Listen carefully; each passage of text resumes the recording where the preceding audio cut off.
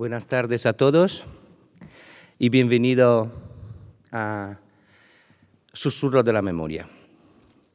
Ante todo quisiera agradecer a las personas y a las entidades que han hecho posible que se realizara este evento.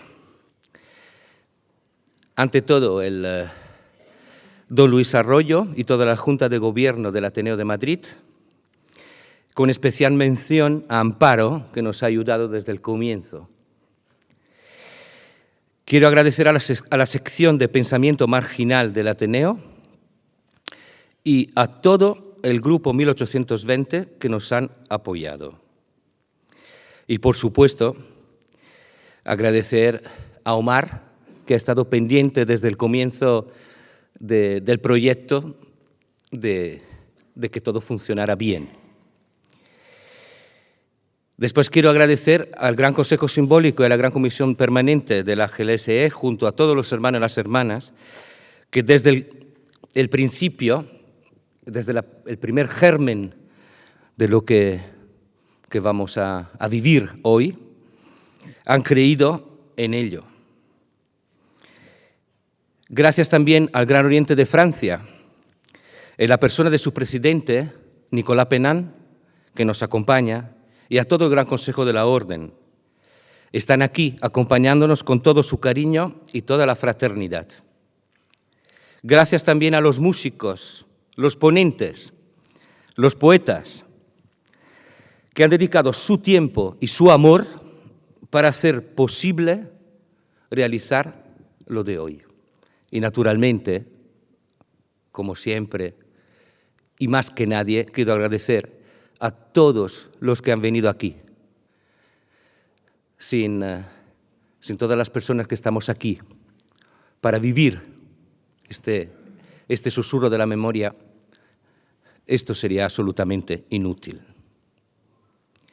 Diré algunas palabras en relación a lo que vamos a sentir hoy. La quisiera llamar de la profanación a la redención, del triángulo y el hexagrama. Holocaustos, Shoah, genocidios, ejecuciones sumarias, asesinatos, guerras fratricidas y religiosas, aniquilamiento de personas y de su humanidad. Esto no es el pasado, esto es el presente. Es lo que está ocurriendo ahora en nuestro mundo, donde seres abominables que se conocen entre ellos mandan a matarse entre ellos a inocentes que no se conocen. Esta frase es muy famosa, pero pocas veces la recordamos. Donde por razones de raza, religión o por el simple hecho de ser mujer, vemos a nuestros semejantes privados de los más elementales derechos o los contemplamos como débiles protagonistas, víctimas de matanzas. Holocausto, holocaustos en griego, quiere decir sacrificio consumado en el fuego. Y justamente por el fuego es la palabra que más nos acerca a lo que pasó desde 1933 en Dachau, primer campo de concentración nazi creado cerca de Múnich. Holocausto, en cuanto sinónimo de genocidio y utilizado en diferentes contextos, quizá no se ciña especificadamente a la barbaridad que ocurrió entre 1933 y 1945. Es Shoah, la catástrofe, el término que más sintetiza en su expresión de dolor impotente lo que aún hoy parece casi imposible haya podido suceder. Pero ha sucedido. Nunca jamás, hasta este momento de la historia, el hombre había podido alcanzar tanta crueldad minuciosamente organizada y así manchar indeleblemente su conciencia, reducir a las personas antes a un valor nulo de menos de un objeto y después en deshumanizarlas sistemáticamente por seguir el pensamiento de la perturbada mente de unos gracias a la mente inexistente de los otros que le siguieron, y queriendo cumplir un alienado y demente proyecto de inmunda limpieza devastadora. Carne y huesos de cañón, distinguibles solo por un traje de rayas y un insignificante número tatuado. Hace 80 años, el 27 de enero de 1945, la 332ª División de Infantería del Ejército Rojo de la Unión Soviética se encuentra enfrente a la Gran Cancela dominada por la escrita Arbeit macht frei, la del más grande campo de exterminio jamás construido, Auschwitz-Birkenau-Monowitz, en el que fueron asesinadas 1.100.000 personas solo por el mero hecho de ser judías. Otros 5 millones lo fueron por la misma razón en las otras de miles de estructuras, y habéis oído bien, miles de estructuras, entre prisiones, campos de trabajo, de concentración, de exterminio, creadas por los nazis y sus aliados, porque no nos olvidemos que los nazis alemanes no fueron solos en estas locuras, y sus aliados fueron muchos, tuvieron aliados. Más de 1,5 millones de los 6 millones de judíos asesinados eran niños entre 0 y 12 años, y más de 230.000 solo fueron asesinados en Auschwitz. Ahora, cuando vemos a un niño de pocos meses o de 33 años, pensemos en ello. Otros 6 millones fueron asesinados por ser comunistas, opositores del régimen, partisanos, religiosos no sumisos, rom, que en gitano quiere decir gitano, homosexuales, bisexuales, personas asociales, antisistemas, etiquetados todos juntos como criminales, minusválidos, negros, prisioneros de guerra soviéticos, testigos de Jehová, españoles considerados apátridas y masones. Primo Levi nos recuerda que Auschwitz representa la industrialización de la muerte a una escala inimaginable, la aniquilación del ser y de la persona a menos que cosa, a número insignificante. Tampoco se merecía el coste de una bala, por lo que el Zyklon B fue el encargado de cumplir con el Vernichtung. Ahí aparece el horror de los nazis, y recordemos y subrayemos también de sus aliados. El 27 de enero es ahora para nosotros un símbolo de la atrocidad que debemos y deberemos siempre tener en nuestras mentes y en nuestros corazones para evitar que la historia se repita. El Holocausto, la Shoah, no puede explicarse, pero debe contarse, diría Elie Wiesel, sobreviviente de los campos de exterminio y Premio Nobel de la Paz. Carl Gustav Jung nos recuerda que el hombre, antes de ser un animal racional y social, aristotélico, es esencialmente un animal simbólico, que construye símbolos para nutrirse de ello incesantemente. El mismo Jung, que fue el editor jefe del Centralblatt für Psychotherapie, revista cuyo editor alemán era primo de Hermann Göring, es decir, primo del Viceführer y primer designado a la sucesión de Hitler, seguido por Rudolf Hess. Ese enfermo mental, Göring, que promulgaría el 31 de julio de 1941 la solución final a la cuestión hebraica, es decir, Endlösung der junge Frage. Qué cínica es la historia y qué pequeño es el mundo. Jung y Göring tan lejos y tan cerca. El siglo XX nos ofrece la prueba en su idolatría de la monstruosidad sembrada y cultivada durante el siglo anterior a través de los nacionalismos románticos extremos, de cómo los símbolos también pudieron contribuir a marcar de manera negativa la historia de toda la humanidad. El trabajo incesante del Dritte Reich para sustituir y sustituirse a todas las religiones, creencias y filosofía por su pseudomisticismo neopagano, logró no solo distorsionar ciertos símbolos, sino también logró desfigurar el mismo concepto de símbolon, ofreciendo una visión unívoca e indiscutible. La esvástica sustituyó en su unicidad impuesta a toda creencia, a toda esperanza al mismo tiempo.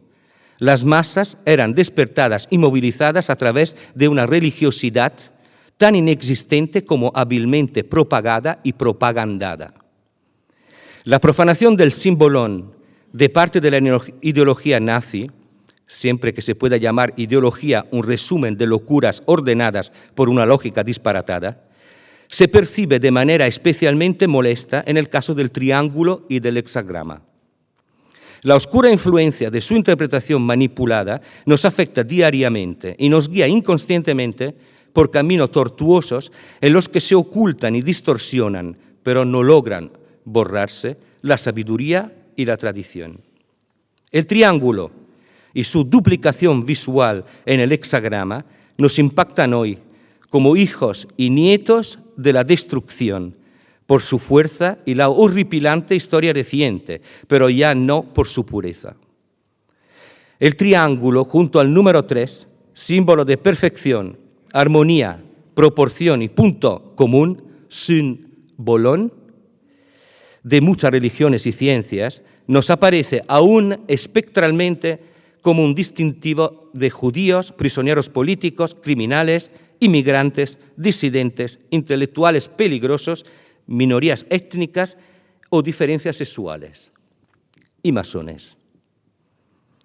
Armonía del universo, símbolo antinómico, unión en la diversidad del hombre y de la mujer, del bien y del mal, pero también de los elementos pesados y ligeros, del Esh y del Majin, que dan lugar al Shamajin, de la naturaleza humana y la divina, de la transmutación de lo imperfecto a lo perfecto, del todo al uno. El hexagrama nos recuerda hoy en día principalmente la hecatombe de Europa y el nazismo, la Urban Europa, la destrucción de Europa, hecatombe a todos los niveles, y se asocia a una religión específica tras haber sido manipulado su profundo significado. El hexagrama es un símbolo de sabiduría y de conocimiento superior, no solo estrictamente judío, como describió Theodor Herzl en el primer número de Die Welt, el 4 de junio de 1897, y subrayó después Gershom Scholem medio siglo más tarde para justificar su uso en la bandera de Israel. Nos corresponde ahora a nosotros cada día encontrar la manera de recuperar e interpretar el aspecto polisémico del símbolo triángulo y del símbolo hexagrama. Estos dos símbolos son luz, son esperanza, son blancos y no son negros, son poderosos e inspiran energías, esperanza de redención, camino hacia nuestro propio y personal Sion. En nuestro recuerdo no deben significar únicamente el magno dolor que aflige y desanima, son símbolos activos y no pasivos. La luz que penetra, invade y refleja en estos símbolos es la luz que nos inspira y se nos impone en nuestra obra. Luz que entra, que transforma, que refleja y nos refleja. En los triángulos hexagramas se encuentra no solo la historia de la humanidad, sino también nuestra pequeña, humilde y personal historia, de nuestros antepasados, de nuestros descendientes, nuestro ser blanco y nuestro ser negro, nuestras dudas junto con nuestra voluntad de acercarnos a la certeza con cada paso, con cada respiro. Mi triángulo hexagrama personal lo vivo como si estuviera hecho de un vidrio soplado de Murano, tan transparente cuán frágil en su oxímoron substancial. Oxímoron como somos en esencia nosotros, míseros seres humanos, singular y peculiar especie, capaz tanto de acercarse a lo divino cuanto, al opuesto, merecer únicamente su propia extinción. Nuestro triángulo hexagrama no nos protege de la luz, más bien nos la ofrece. Es mutable como nosotros, se transforma, se oculta y se deja ver como nosotros. Pero sobre todo nos guía e ilumina. Por eso nuestros personales Maguen David son verdaderos ejemplos de la función para la que se eligió el hexagrama en 1948. Iluminar el camino hacia la vida y la redención. Y el camino es conocimiento hacia la sabiduría. El 27 de enero, Día de la Memoria, ¿por qué? Porque ocurrió, luego puede volver a ocurrir. Este es el núcleo de lo que tenemos que decir, tal y como escribió Primo Levi en Los hundidos y los salvados. Un recuerdo lleno de dolor, pero también activo y dinámico, lleno de esperanza, si pensamos, como Jean-Paul Richter, que la memoria es el único paraíso del cual no podemos ser expulsados. 27 de enero, Día de la Memoria, una fecha para rendir homenaje a las víctimas del pasado, pero también para concienciarnos y emplear todas nuestras fuerzas para que esta masacre constante cese de una vez por todas y nunca más pueda volver a repetirse. Y hoy, aquí, rendimos homenaje a todos los inmolados inocentes a través de palabras, versos y músicas, en susurros de la memoria, música de compositores judíos, poesía de autores gitanos y mujeres árabes, un recuerdo a las víctimas y pensadores libres de la época franquista y a los masones en campos de concentración. Pero también queremos ver una luz de esperanza, porque la memoria está indisolublemente asociada con la paz. El Día de la Memoria es patrimonio de todos y es nuestro deber ser consciente de ellos, guardarlos y mimarlo en nuestro corazón. Deseo a todos que el 27 de enero los holocaustos y la Shoah sean entonces nuestro símbolo para que nos ilumine el camino hacia la vida y hacia la redención. Gracias por estar aquí.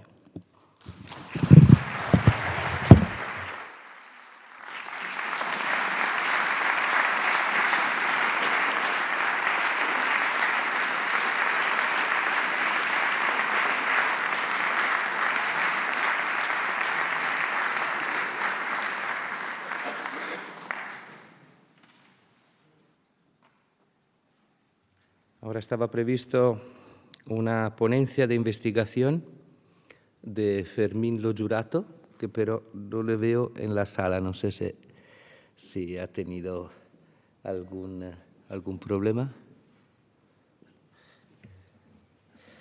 Pues entonces pasamos al... ¿Está? Por eso no le veía en la sala, porque no estaba.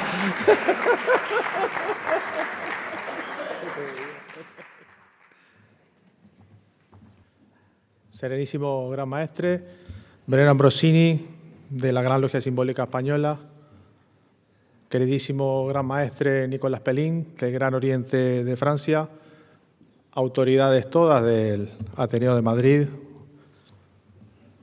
queridísimas señoras y señores que nos acompañan, intentaremos, con la mayor solemnidad posible, compartir con vosotros algunos datos, una breve investigación, con el fin de poder acercaros a todos y compartir el sentir, quizás íntimo, lo que vibraba dentro del corazón de estos hermanos que tuvieron la enorme valentía, el enorme coraje de constituir una logia masónica en el interior de un campo de concentración.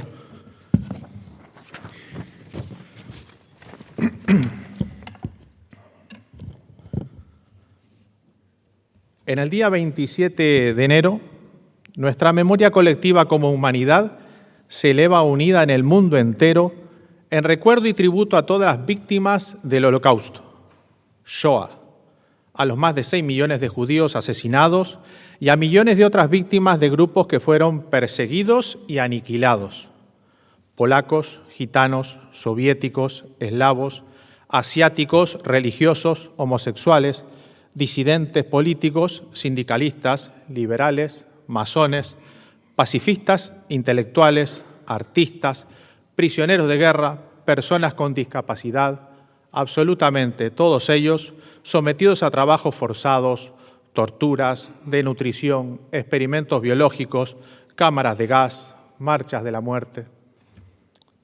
La Gran Logia Simbólica Española, al igual que el resto de los masones del mundo, uniéndonos en un mismo haz de voluntades, dirigimos todos nuestros esfuerzos y trabajos en la lucha constante contra las ideologías del odio, el antisemitismo, el racismo y la intolerancia, a fin de crear una conciencia de respeto por los derechos humanos, la defensa y consolidación de los valores universales, con la firme esperanza de evitar para las generaciones futuras el resurgimiento del terror y la barbarie. En virtud de ello, estamos todos aquí reunidos en la plena convicción de que debemos recordar y mantener viva la memoria para saber quiénes somos como seres humanos. En 1933, Hermann Göring fue nombrado ministro presidente de Prusia, comunicando directamente a las grandes logias de la región que no había lugar para la masonería en el Estado Nacional Socialista. Inmediatamente la Gestapo creó 2 oficinas independientes específicamente orientadas a perseguir sistemáticamente a la masonería, a través de las cuales procedió a confiscar todos los materiales y registros de las logias, incluidas las listas de miembros. Estos registros se utilizaron para identificar y arrestar a los masones, incluso aquellos que habían abandonado su membresía. Se calcula que unos 65.000 masones alemanes fueron asesinados en el transcurso de la guerra.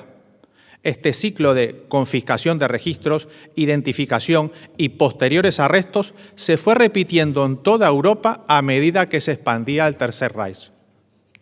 Este programa se conocería como Nacht und Nebel, o decreto de noche y niebla, dado que las víctimas parecían desaparecer en el aire.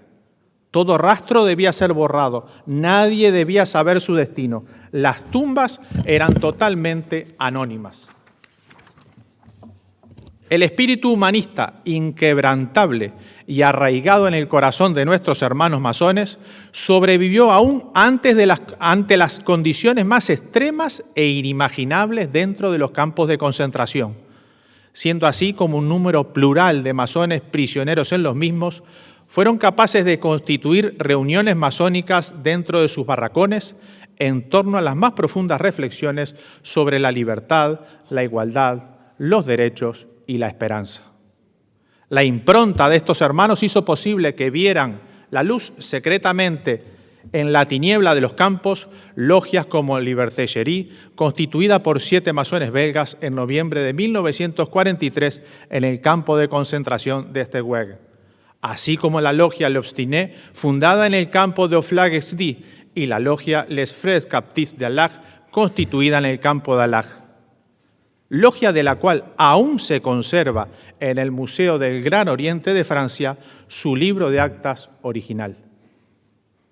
Más de 9.000 españoles republicanos y masones, perseguidos ferozmente por el despiadado régimen franquista durante la Guerra Civil, terminaron deportados y recluidos en campos de concentración y exterminio nazi, donde más de 5.000 españoles fueron asesinados o murieron víctimas de las condiciones infrahumanas a las que fueron sometidos.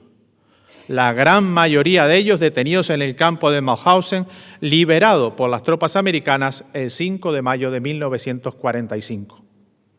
En estos tiempos actuales de penumbras, donde las ultraderechas y los movimientos radicales con sus discursos de odio van ganando cada vez más espacio y presencia a nivel global, se hace vital mantener encendida la memoria de esta Shoah, como una advertencia permanente para la humanidad toda sobre la prevención de estas atrocidades.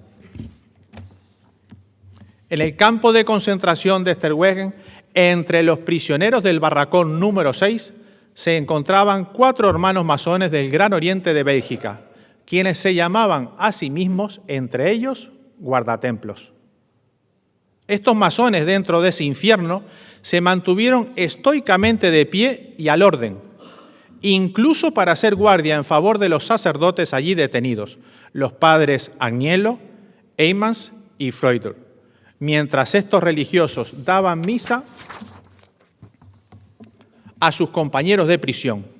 A cambio de su ayuda, los católicos igualmente mantuvieron firmes la guardia y vigilancia mientras los masones utilizaban la mesa número 3 para reunirse en un círculo de fraternidad que al principio era simplemente un grupo de discusión.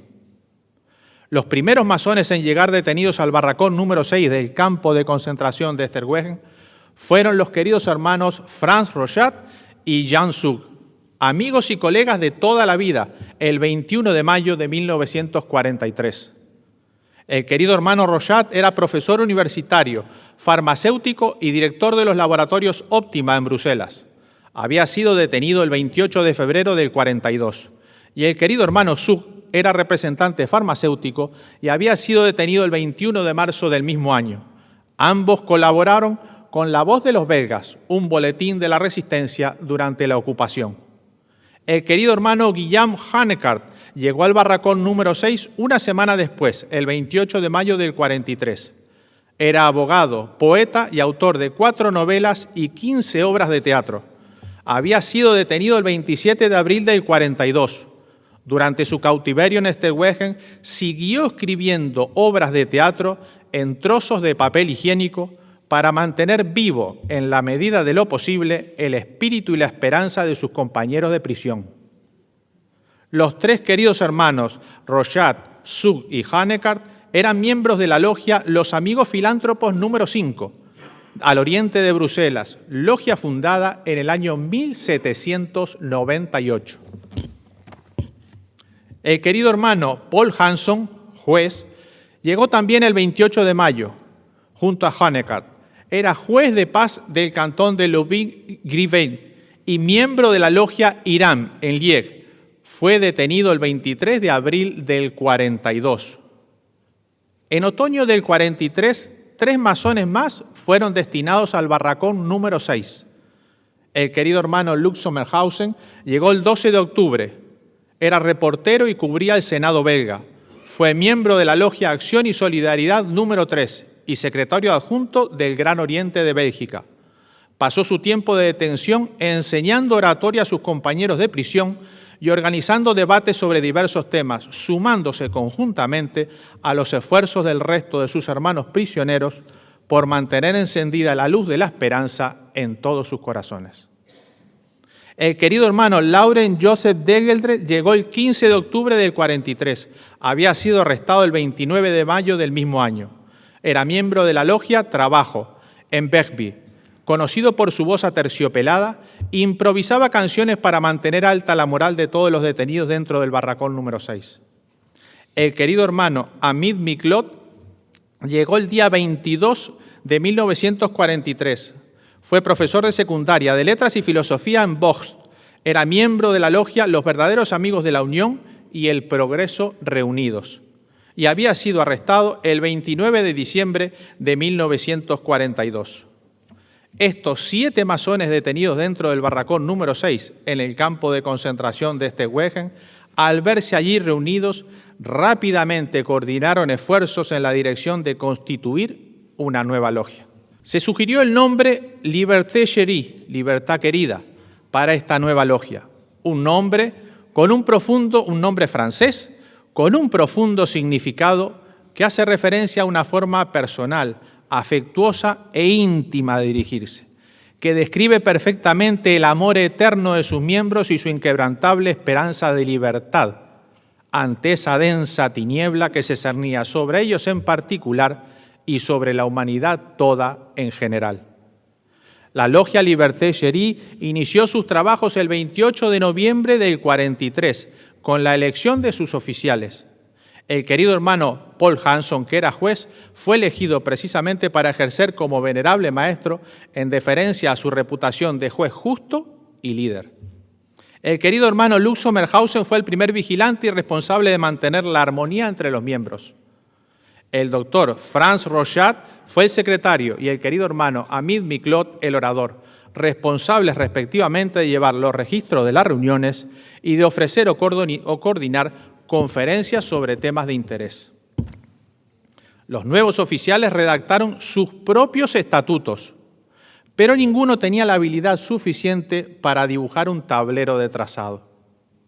Por tal motivo se acercaron a un artista plástico, prisionero en una barraca vecina, Fernand van Oren, y le pidieron que creara un dibujo con las características de todo tablero de trazado. Con mucha discreción, solo le aportaron detalles generales y, obviamente, ninguna explicación sobre la finalidad del mismo. La primera reunión de la logia Liberté Chérie sirvió como instalación de los cargos. Durante las reuniones siguientes, los masones reunidos se concentraron en debates filosóficos, incluidos los que giran en torno a los símbolos relacionados con el gran arquitecto del universo, sobre el futuro de Bélgica después de la guerra y también sobre el papel de la mujer dentro de la francmasonería. En pocos meses se unieron a la logia Liberté Chérie otros miembros. El querido hermano Jean-Baptiste Schreiber, que era coronel, llegó el 7 de febrero del 44. Había sido jefe del gabinete del Ministerio de Defensa en el 40. Fue arrestado el 2 de septiembre del 43. El querido hermano Schreiber era miembro de la logia Liberté al oriente de Gand y ni bien llegar al barracón número 6, fue elegido rápidamente como segundo vigilante de la logia Liberté Chery. Los queridos hermanos Sommerhausen, Degeldre, Miclot y Schreiber, previamente a su detención, los cuatro formaron parte activamente del ejército al servicio de la inteligencia y acción de la resistencia belga. El 20 de febrero de 1944, la logia Liberté Chery, sesionando dentro del barracón número 6 en el campo de concentración de Esterwegen, de forma secreta y oculta de los guardias, llevó a cabo la iniciación masónica de Fernand Hérault, secretario del Tribunal de Cuentas, oficial de reserva de granaderos de la infantería del ejército belga y teniente en el ejército secreto de la resistencia. Los domingos, cuando coincidían las sesiones masónicas de la logia en la sala del comedor con la misa oficiada por los sacerdotes detenidos en la sala de las literas al fondo del barracón número 6, otros prisioneros que no eran ni católicos ni masones vigilaban la entrada del barracón y hacían guardia. Estos testimonios ponen a la luz la solidaridad entre todos los detenidos. Nos permite intuir su fragilidad y su lucha espiritual para conservar su humanidad. Por desgracia, esta breve felicidad duró muy poco, no duró mucho. El querido hermano Lux Sommerhausen, primer vigilante, fue transferido fuera de Esterwegen el 22 de febrero del 44, poco después de que el hermano Fernand Hérault fuera iniciado. El querido hermano Jean-Baptiste Schreiber, segundo vigilante, lo siguió el 15 de marzo del 44. Sin embargo, 3 días después, el 18 de marzo del mismo año, el querido hermano Henry Story llegó al campo. Era industrial y sirvió como concejal en Gand y fue venerable maestro de la logia Le Septentrion.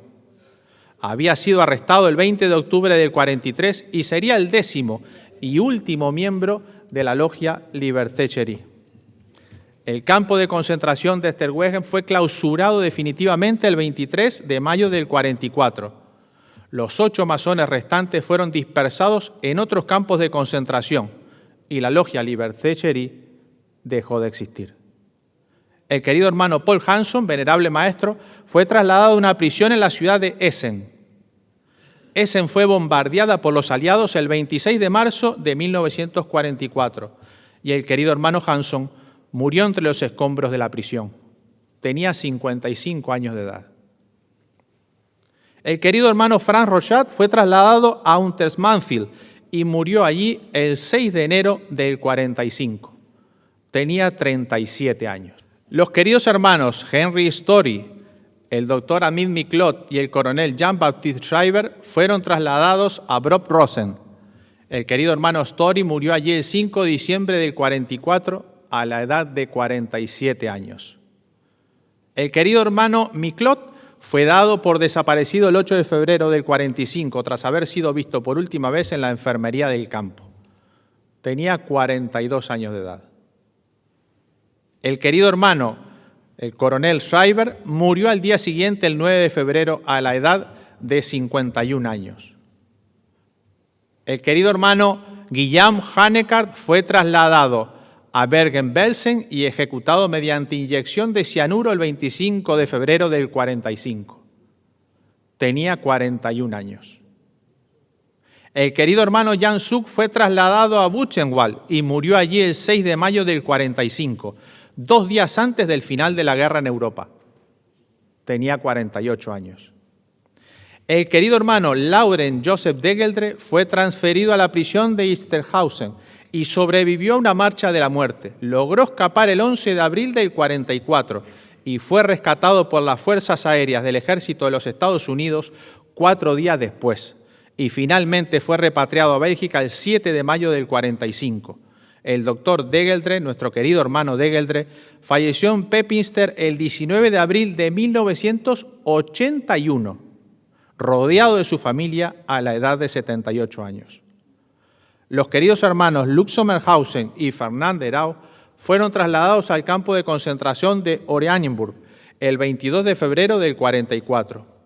Fueron rescatados el 4 de mayo del 45 por el Ejército Rojo y hospitalizados en Saint-Pierre, en Bruselas, el 21 de mayo del 45.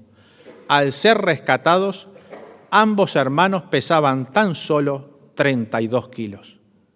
Los queridos hermanos Lauren Joseph Degeldre, Lux Sommerhausen y Fernand Hérault fueron los únicos 3 miembros supervivientes de la logia Liberté Cherie. Manteniendo encendidas las luminarias a través de la memoria que lograron ellos 3 mantener viva, y aunque esta logia nunca volvió a funcionar, su historia aún no había terminado. La historia de la logia Liberté Cherie se mantuvo viva gracias a los apasionados esfuerzos de sus sobrevivientes. El querido hermano Lux Sommerhausen volvió a trabajar en el Senado belga, pero nunca se recuperó del todo de la guerra y sufrió problemas de memoria durante el resto de su vida. Lux Sommerhausen falleció el 5 de abril del 82 a la edad de 79 años. El querido hermano Fernand Hérault continuó su camino masónico y fue aceptado por la logia Balder. Más tarde se estableció con su esposa Nina, una superviviente de Noche y Niebla del campo de concentración de Ravensbrück, y continuó su carrera como profesor de Derecho Financiero en la Universidad Libre de Bruselas.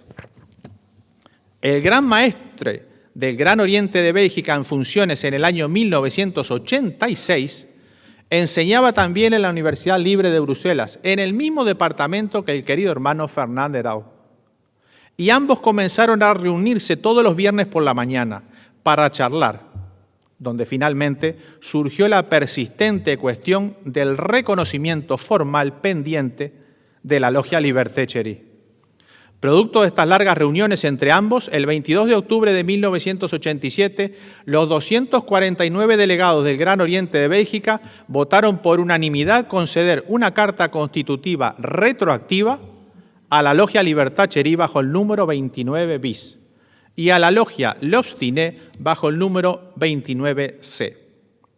En sus últimos años, el querido hermano Fernand Hérault escribió muchos artículos para la revista del Gran Oriente de Bélgica y en 1993 publicó un libro sobre sus experiencias titulado La Odisea de Liberté Cherie.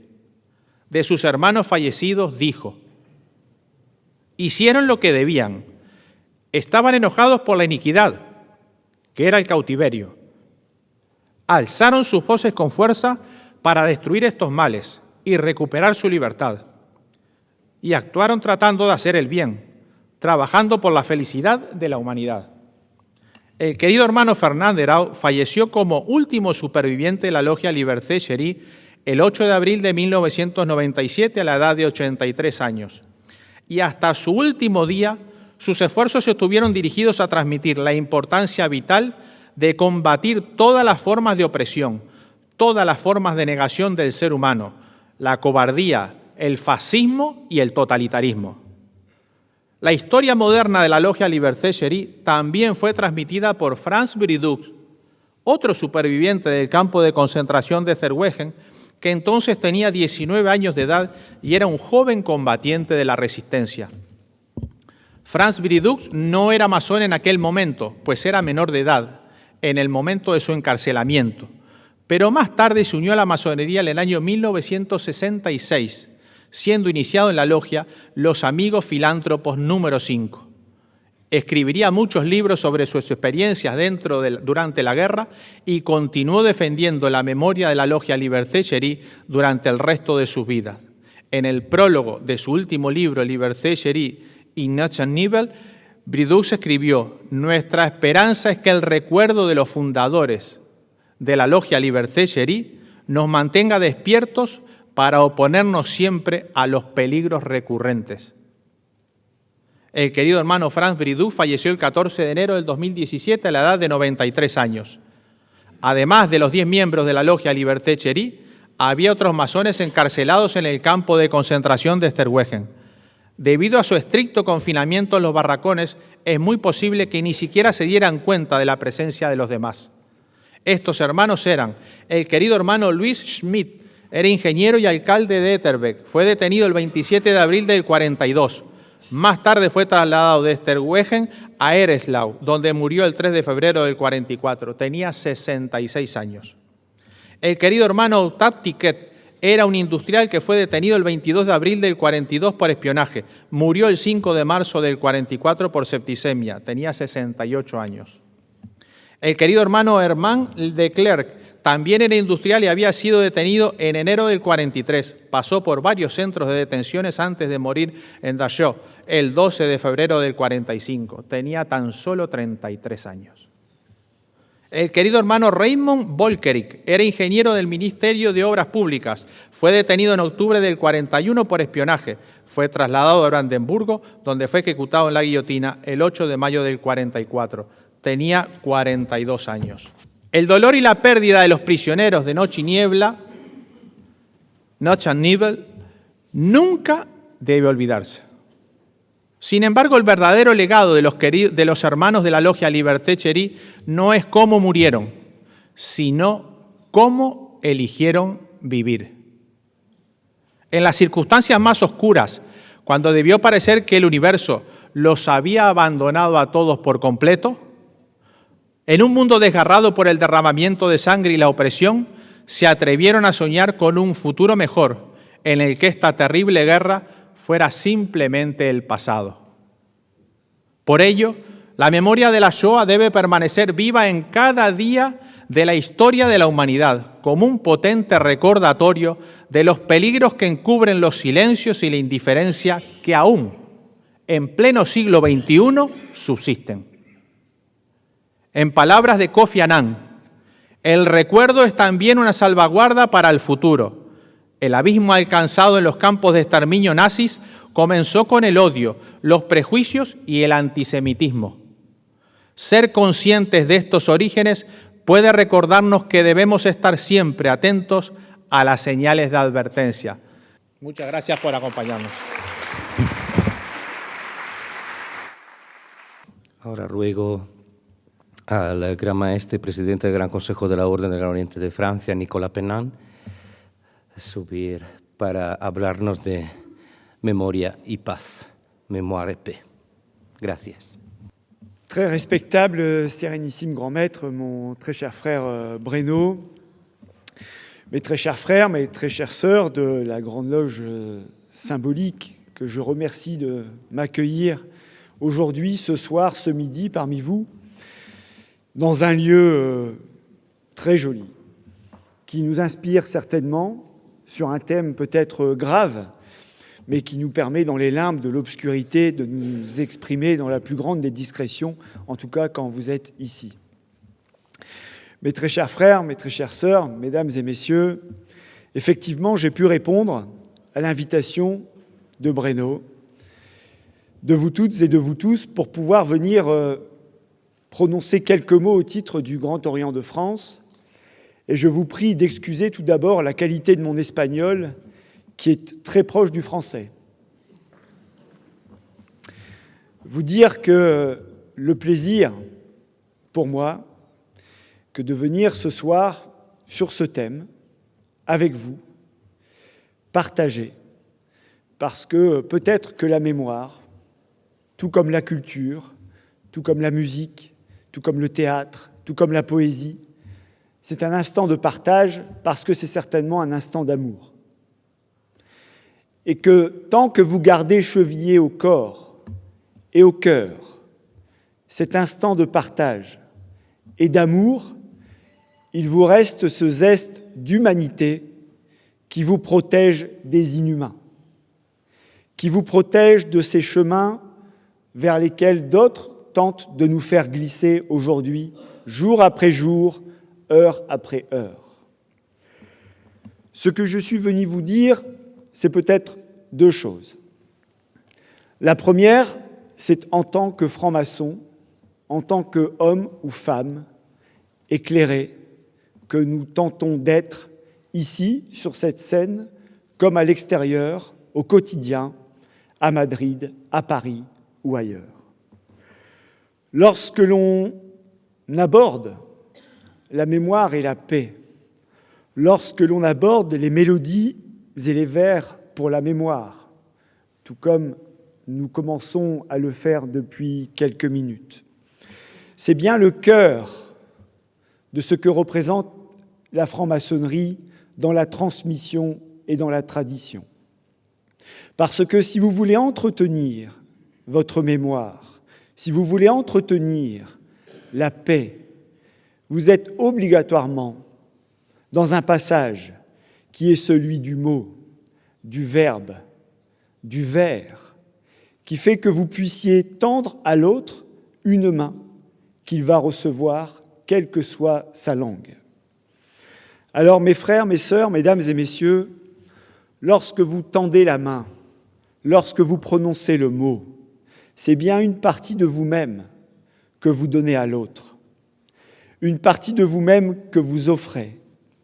C'est un cadeau.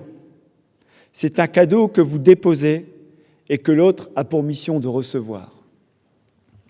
Dans cette relation la plus intime que vous vivez dans la famille, que vous vivez avec les amis, que vous vivez avec vos proches, au travail, avec vos voisins, avec le commerçant du coin de la rue.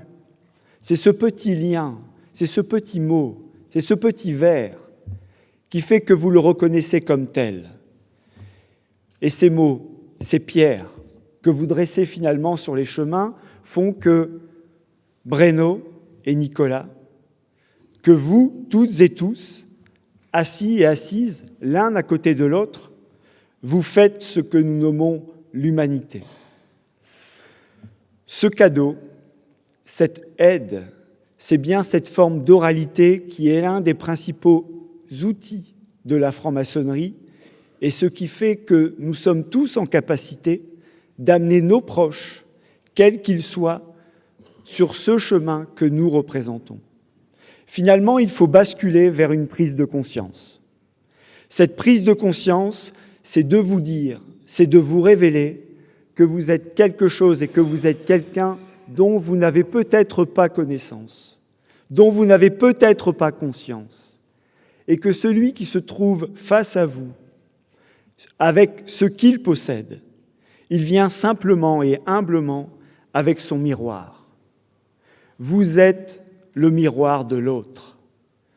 Et lorsqu'il vous renvoie l'image que vous portez, il vous rappelle simplement tout ce que vous avez peut-être oublié, tout ce que vous n'avez peut-être pas découvert en vous-même.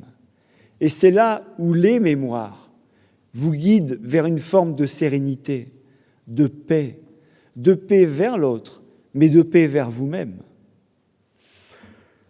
Prenez, mes frères et mes sœurs, mesdames et messieurs, cet exemple, qui est celui de la distance avec le tableau.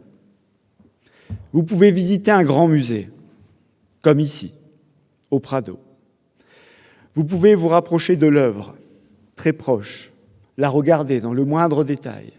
Vous pouvez prendre un peu de distance, vous dire que la lumière que vous êtes ou que l'on vous apporte va vous donner une nouvelle manière de voir les choses. Et puis vous reculez encore, et vous reprenez encore cette distance. Et vous voyez là, encore plus que précédemment, cette forme d'humanité, ce miroir qui s'offre à vous, dans les moindres détails. Finalement, vous toutes et tous, vous n'êtes que des tableaux devant lesquels nous nous posons. Vous n'êtes que des tableaux devant lesquels nous posons ses yeux, pour voir la finesse de Velázquez, pour voir la rudesse et le cœur de Goya, pour voir en sorte que vous êtes le plus finement la culture, l'apport du cœur, de la musique, du théâtre et de la poésie. Voilà pourquoi il ne faut pas oublier. Je vais vous parler, mes frères, mes sœurs, mesdames et messieurs, peut-être d'un mythe que l'on aborde rarement. Ce mythe, c'est le mythe d'un guerrier. C'est R, E-R. Chez Platon, dans la République, vers la fin du livre 12, on aborde le mythe de ce guerrier. il est mort au combat. Alors il quitte la terre. Et dans ce mythe, on explique que les âmes ont à choisir entre le ciel pour les justes et sous la terre pour les injustes. Je ne doute pas que les francs-maçons iront au ciel, même ici. Mais lui, il redescend. Au bout du 12e jour, il quitte cette plaine, la plaine de l'été. L'été, c'est la plaine de la vérité. C'est celle où, en théorie, raconte-t-il, 1000 ans après le décès, l'âme vient choisir le nouveau corps qu'elle prendra comme habitation. Cette âme, sur la plaine de l'été, passe d'abord dans un fleuve, le fleuve de l'été, qui lui permet d'oublier tout ce qu'elle a été avant. Et elle construit de nouveau, dans un corps, une nouvelle vie. Mes frères, mes sœurs, mesdames et messieurs, il y a des moments où il ne faut pas passer dans le fleuve de l'oubli. Il y a des choses, il y a des blessures, il y a des morts, il y a des barbaries que nous avons pour obligation de garder au plus profond de nous-mêmes et de transmettre. Sinon, nous-mêmes, ici, nous ne serions pas en capacité de nous réunir en toute liberté. C'est Nietzsche, dans la seconde considération intempestive de l'utilité ou non des études historiques pour la vie. C'est un peu long le titre, mais Nietzsche faisait des titres un peu longs parfois, qui décrit l'animal le plus heureux sur Terre. Il dit que c'est le mouton. Pourquoi le mouton ? Je ne sais pas si c'est un animal favori ou pas. Le mouton, parce que le quart de seconde qui suit ce qu'il vient de faire, il a déjà oublié ce qu'il faisait. Et il dit que de ce fait, il peut avancer, il peut créer. Alors nous sommes dans ce juste milieu. Dans ce juste milieu où nous avons effectivement parfois, pour renouveler le monde, à renoncer ce que nous avons été un peu. Finalement, pour renaître, il faut que nous nous donnions un peu la mort. Lorsque nous voyons la lumière, c'est bien parce que nous renonçons un peu à ce que nous avons été. Et c'est bien parce que nous sommes en capacité de faire mourir l'autre que nous aidons à le faire renaître. Mais dans le même temps, lorsque nous allons vers lui ou vers elle pour le faire renaître, c'est justement pour faire en sorte que quelques feuilles d'histoire restent et que l'on n'oublie pas tout. Parce que mes frères, mes sœurs, mesdames et messieurs, et c'est ce deuxième message que je suis finalement venu vous porter. J'aurais pu vous l'écrire, et les frères que je remercie de la Grande Loge symbolique d'Espagne m'ont sollicité. Comme d'habitude, je m'y suis refusé parce que j'écris rarement ce que je dis et quand je l'écris, je ne le suis pas. Alors, il vaut mieux que nous restions dans l'oralité et que vous gardiez la mélodie des mots au fond de l'oreille et du cœur. Ce deuxième message, c'est de dire qu'il ne faut surtout pas oublier où que nous soyons, qui que nous soyons, que ce qui nous rapproche est plus important que ce qui nous sépare. Oui, les temps sont rudes. Oui, nous avons ce patrimoine de la mémoire pour tous que nous avons à garder. Nous pouvons nous remémorer des camps de la mort, des loges qui survivent, des hommes et des femmes qui sont restés debout et qui sont morts debout.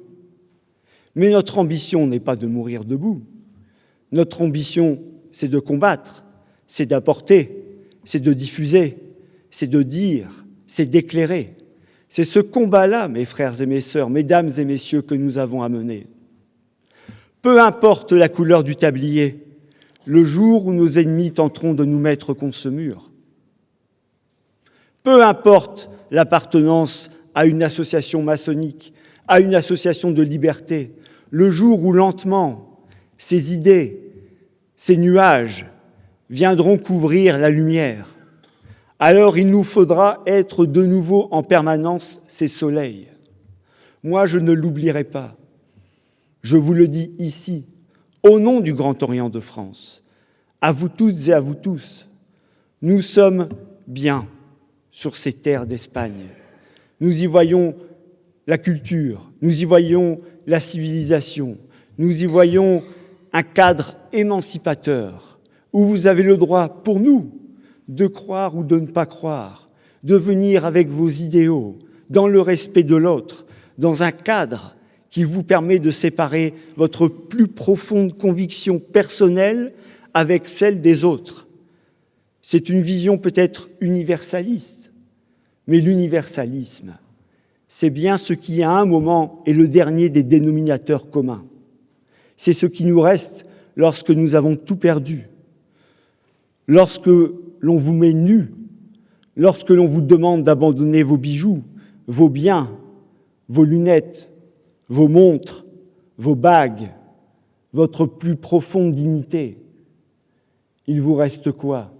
À part la main de celui ou de celle qui est à côté de vous, parce que vous savez où vous allez. Alors, il faut toutes et tous, aujourd'hui, se méfier et empêcher que l'autre avance en étant à notre place. L'autre avance, c'est ceux qui nous menacent. Et pourquoi nous menacent-ils? Ils nous menacent parce que nous ne sommes pas toujours là où nous devons être.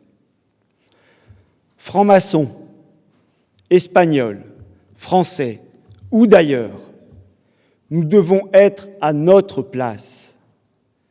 Cette place, c'est celle d'un homme ou d'une femme debout et qui, à un moment, dit non.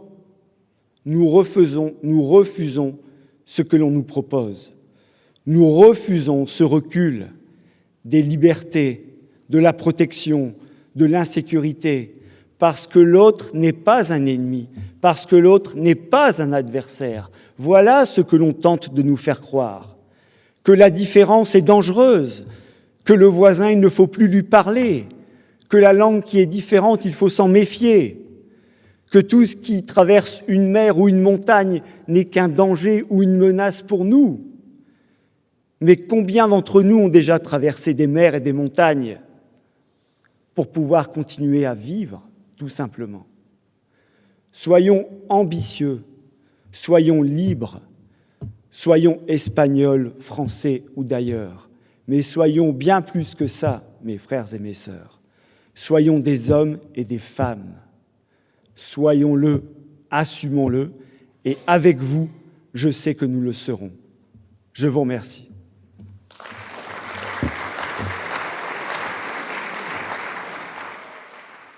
Me despierto un día al son de un canto. Alguien está cantando. El corazón se detiene y tiembla. Tiembla como el bosque cuando hay viento. Se apacigua y de pronto sopla. Presagia algo funesto. Y de nuevo se detiene. El corazón sonríe y llora como el viento. Y se expande el canto de la lechuza, el canto del pájaro de los muertos. Y de nuevo comienza el baile y la risa. Y así es como debes vivir. Canta, ríe, bebe, baila, sueña, salta, duerme. Escucha y vete. Vete, cambia y vuelve. Y te liberarás de tu lamento. A veces sucede que el tiempo no nos deja ni reír ni llorar. Vuela rápido el viento, vuela rápido el tiempo. Y atrás, atrás, quedará nuestro canto.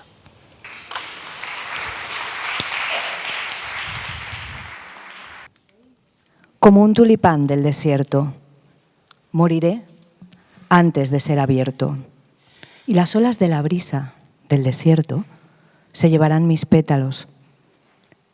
Mi dolor se acrecienta mientras mi vida decrece. Moriré con el corazón lleno de esperanza.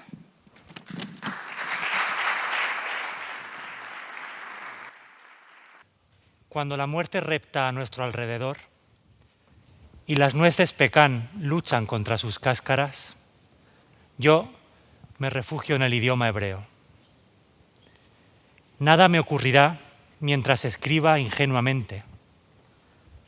Nada me ocurrirá si me empapo en las letras, si no me salgo del renglón.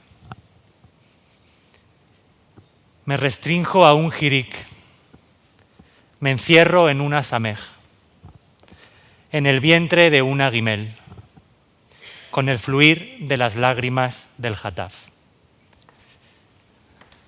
Querida lengua sagrada, ahora que ha llegado el tiempo, ahora que todo es amenaza, que los cultivos se desgajan y la tierra es arada, yo solo sigo el consejo de Rilke.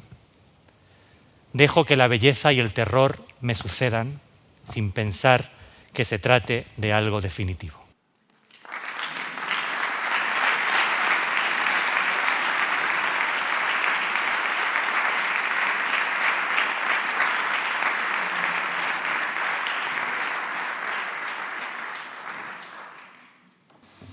Invito a Juan López Martínez, presidente de la Academia Digital de las Letras, a ofrecernos su ponencia Misiones Pedagógicas Republicanas, exposición sobre su contribución al pensamiento crítico y a la educación intercultural. Gracias.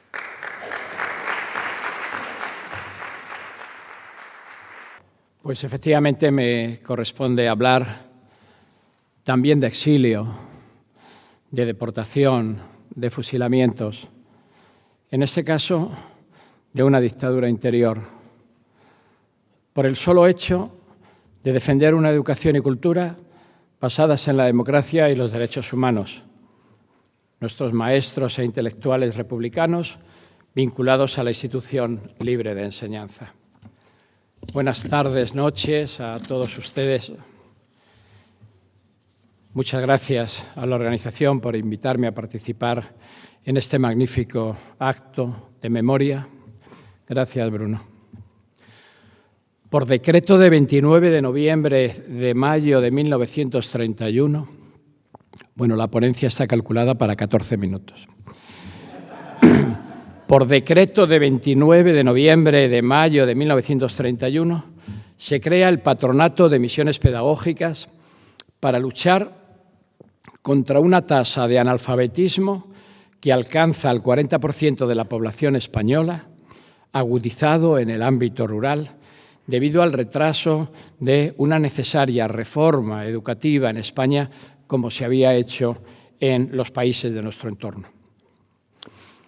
El patronato trata de, cita literal, difundir la cultura general, una moderna práctica docente y la educación ciudadana en las aldeas, villas y lugares, con especial atención a la población rural.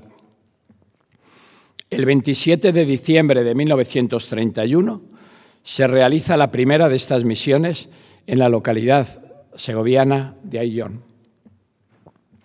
Las misiones pedagógicas tienen como precedente el Real Decreto de 20 de diciembre de 1907, que creó las Juntas Provinciales de Instrucción Pública para apoyar el fomento de la creación de museos escolares y bibliotecas, así como las colonias de vacaciones.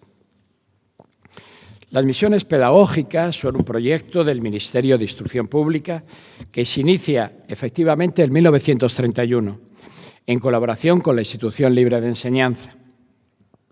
Manuel Bartolomé Cosío reunió para dicho proyecto de carácter interdisciplinar a maestros, profesores, artistas y jóvenes intelectuales, entre otros María Zambrano, Alejandro Casona, Luis Cernuda, Ramón Gaya, Eduardo Martín Torner, María Moriner, Maruja Mayo y Carmen Conde.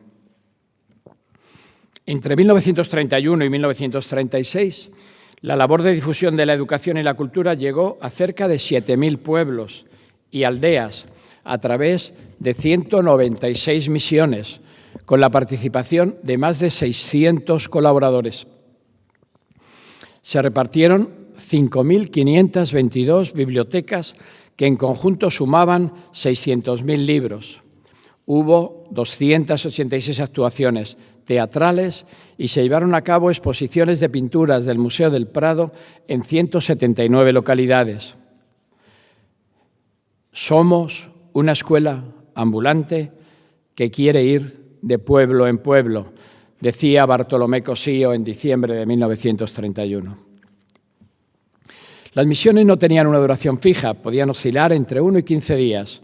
Una vez terminada la visita, se entregaba al maestro del pueblo una pequeña biblioteca para la escuela, destinada también para el conjunto de la población, para elevar su nivel cultural y el interés por la lectura. Y a veces se entregaba también un gramófono con un pequeño lote de discos de música regional o clásica.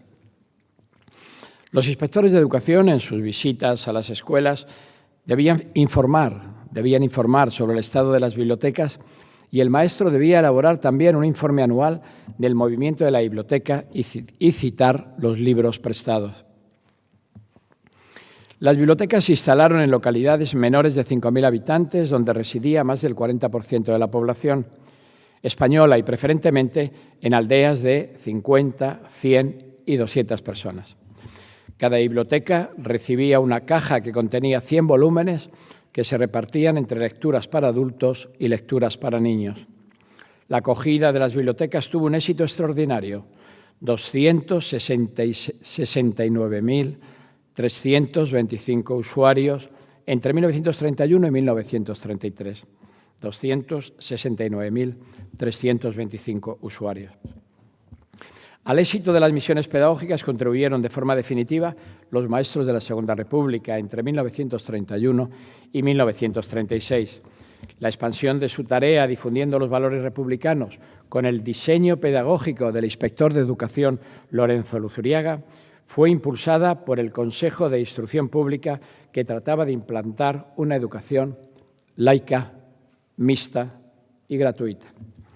En abril de 1931, el recién estrenado Gobierno de la República se planteó como objetivo prioritario la creación de 27.000 escuelas, que, aunque solo se cumplió en parte, llegó hasta 16.000.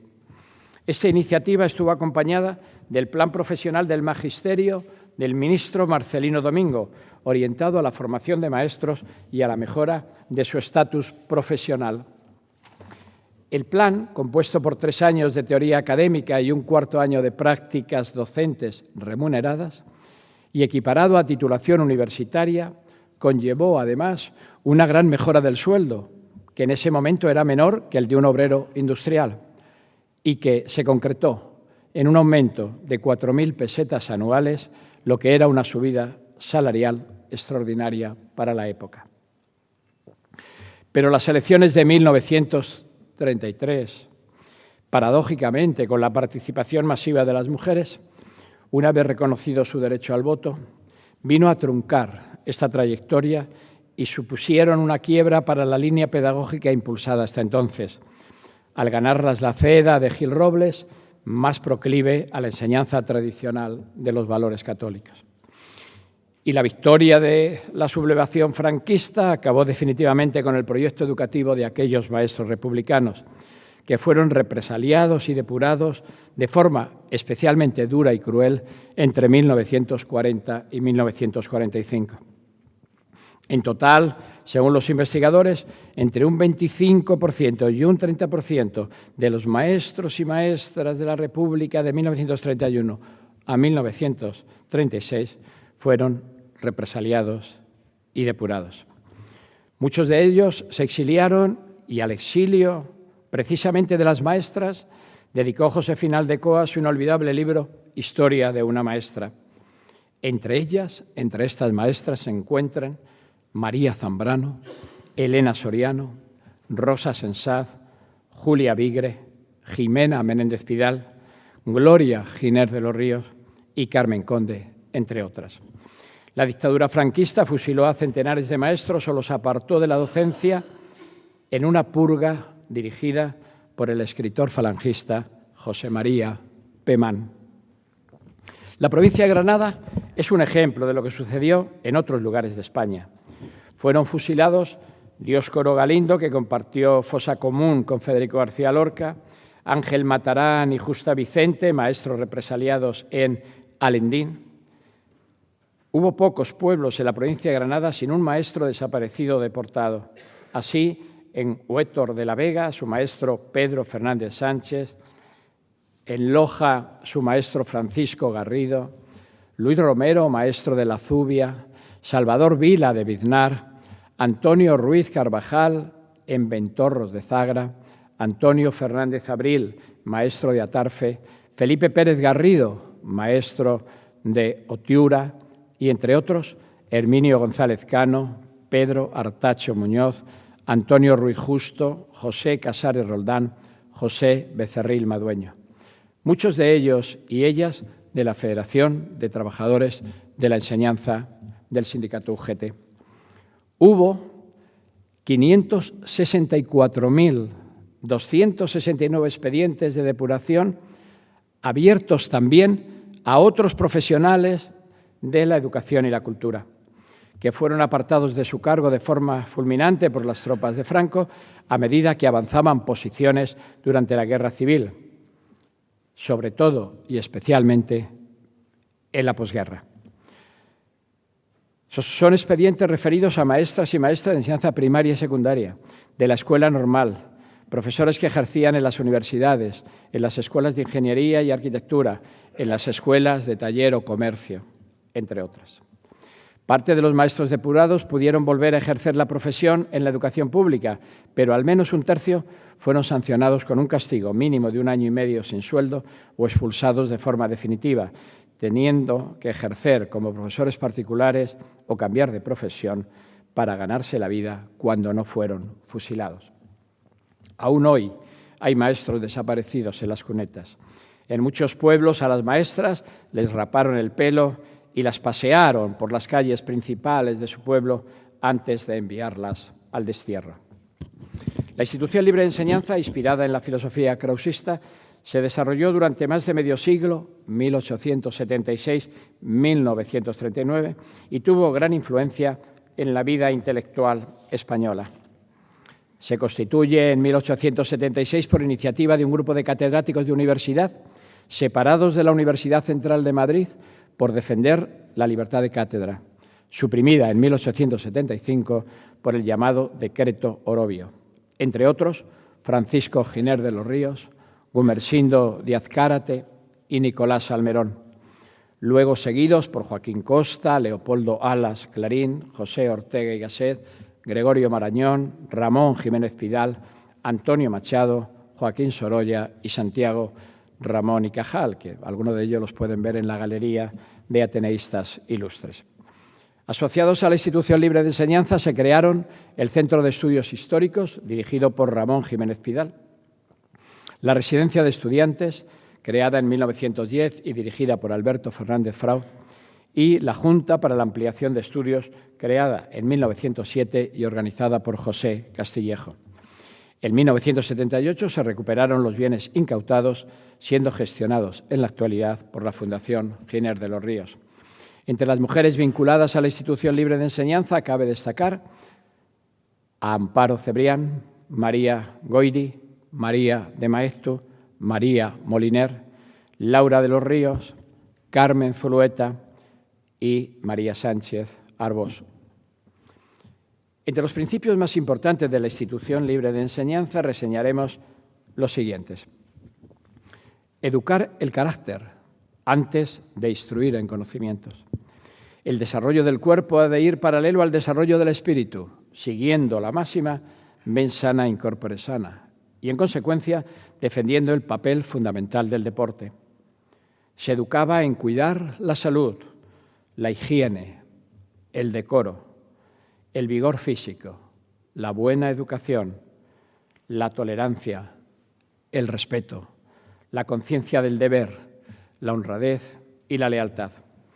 Se implantó una metodología activa de enseñanza que trataba no solo de enseñar cosas, sino también de enseñar a hacerlas, dando gran importancia, en consecuencia, al laboratorio, la creación literaria y artística, fomentando la educación práctica más allá de los libros de texto, con viajes y excursiones que despertaran la curiosidad del niño para motivar su aprendizaje.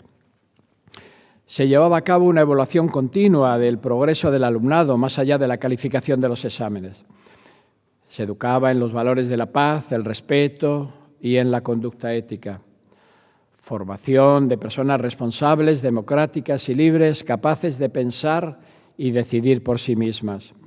Una educación personalizada adecuada a las características de cada alumno y alumna. Y una defensa de la autonomía universitaria en consonancia con la libertad de cátedra, sin tutelas dogmáticas ni corporativismo académico. Este modelo pedagógico fue seguido por colegios privados, como el Colegio Estudio, fundado en 1940 por Jimena Menéndez Pidal, Ángeles Gasset y Carmen García del Diestro, los colegios Base, Estilo, Madrid y Liceo Europeo, y en Galicia el Colegio Fingoy de Lugo, fundado en 1950 por el empresario y filántropo Antonio Fernández López. Con anticipo de lo que sería la Institución Libre de Enseñanza, se había creado en 1918 el Instituto Escuela, en el primer gobierno de concentración nacional de Alfonso XIII.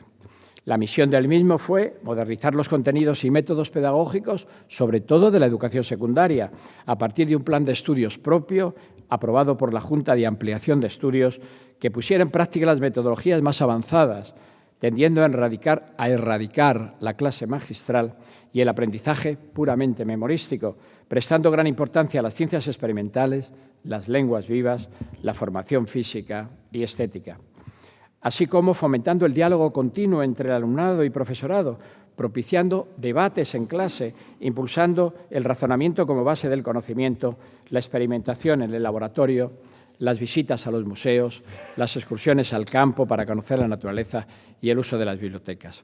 Tuvo entre sus profesores el Instituto Escuela al filólogo Samuel Gil y Gaya, al físico José Estalella, al botánico Luis Crespi, al matemático José Antonio Sánchez Pérez, al geógrafo Juan Dandín Cereceda, al historiador Francisco Barnés, a la química María Teresa Toral y al catedrático de arte Enrique Lafuente Ferrari.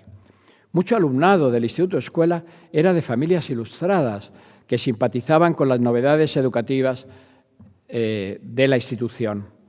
La mentalidad avanzada de dichas familias explica que entre los estudiantes hubiera similar número de chicos y chicas, cuando en Madrid el alumnado de secundaria no llegaba al 20% de mujeres.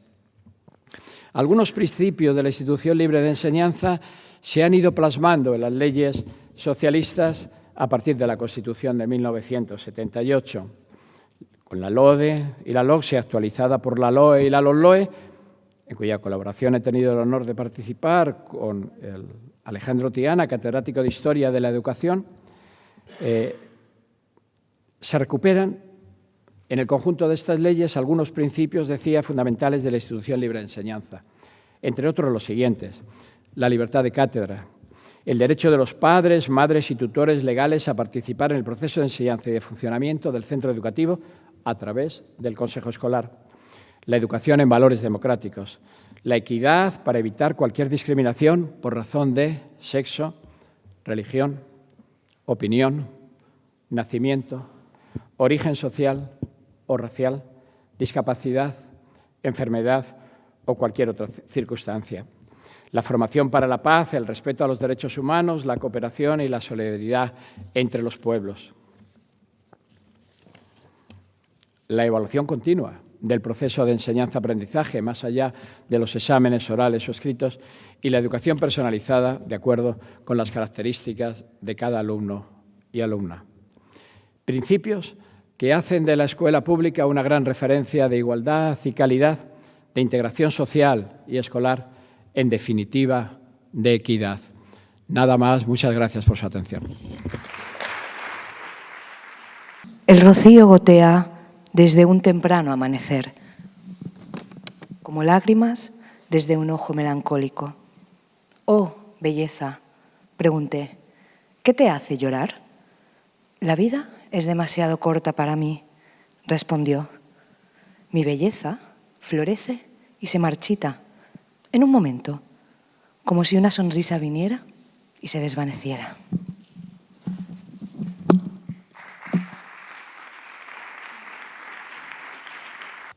Los astros, pálidos de espanto, huyen del cielo de mi soledad. Y el ojo negro de la medianoche mira fijo, más y más cerca.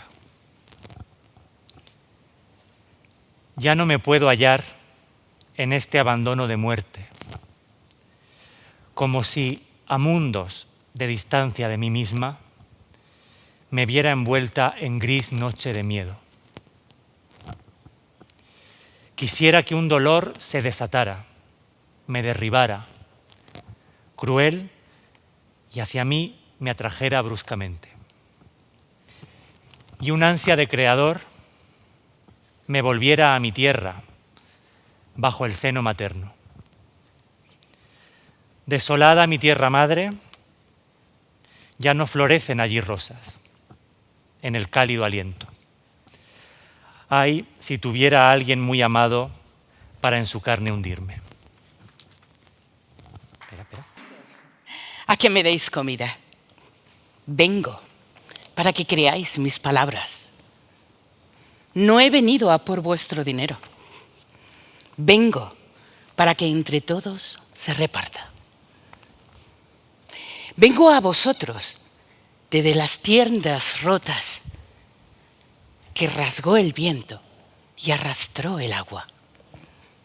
Os pido a todos, os ruego, niños pequeños, ancianos y mujeres hermosas, que no construyáis tiendas, sino casas de plata que el bosque no encale con la escarcha. No vine a por vuestro dinero, vine para que nos acojáis a todos y no se convierta en noche negra la luz del día.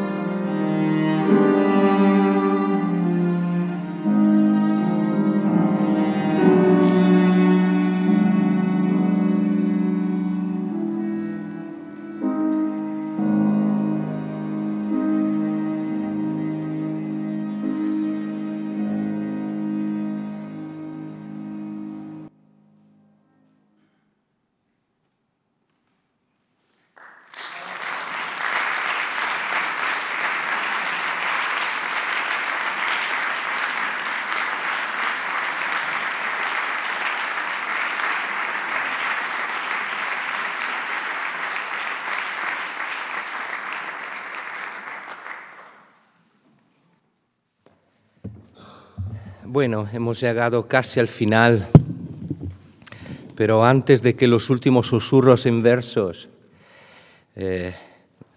dejen la puerta cerrada de este acto, pero los corazones abiertos, permitirme simplemente dar las gracias a Miguel Ángel Acebo, el piano, a Jesús Darío Dorado, violinista, Elena Montés, chelista. Y también muchísimas gracias a nuestro gran consejo simbólico tan artístico, tal como se ha demostrado hoy. Muchísimas gracias, Yolanda de Grayet. Muchísimas gracias, Carmen Calero. Muchísimas gracias, Mariano Beltrán, por ayudarnos todos a reflexionar y tener esperanza. Muchísimas gracias a nuestros queridos amigos y hermanos del Gran Oriente de Francia. Y permitirme, por favor, hacerle subir un momentito al gran maestre Nicolas Penan, al primer gran maestre adjunto Philippe Roblan y a la gran secretaria de Asuntos Exteriores adjuntos Gloria Guerra Villalobos, para dar un pequeño recuerdo de este día. En primer lugar, este pequeño fascículo que resume en dos idiomas, en español y en francés, es una pequeña, emotiva historia de las relaciones entre el Gran Oriente de Francia y la Gran Logia Simbólica Española, hecha por nuestro hermano Jean-Francesc Pont, y espero que sea, bueno, un librito más en la gran biblioteca del Gran Oriente, pero las cosas pequeñas también tienen su valor y muchas veces hasta tienen más valor.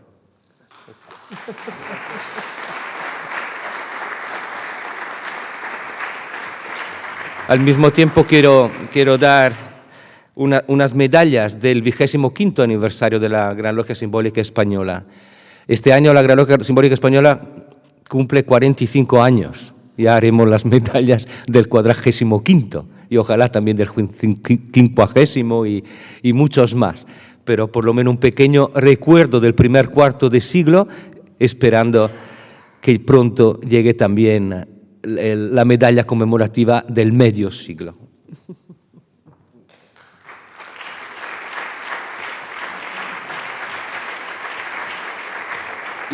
Y por último, invitaría a nuestro querido Josep Lluís Domènech a subir, porque quisiera hacerle entrega también de una medalla. Y como sé que es de la misma logia, quiero hacer entrega de esta medalla al querido hermano Michel Delinger, que si hoy está ausente es exclusivamente por culpa mía.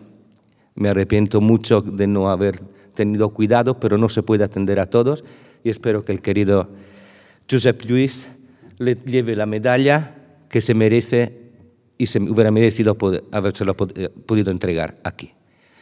Ahora dejemos que sean los versos de las poesías, de la poesía y de la vida que cierren este acto. Gracias por estar.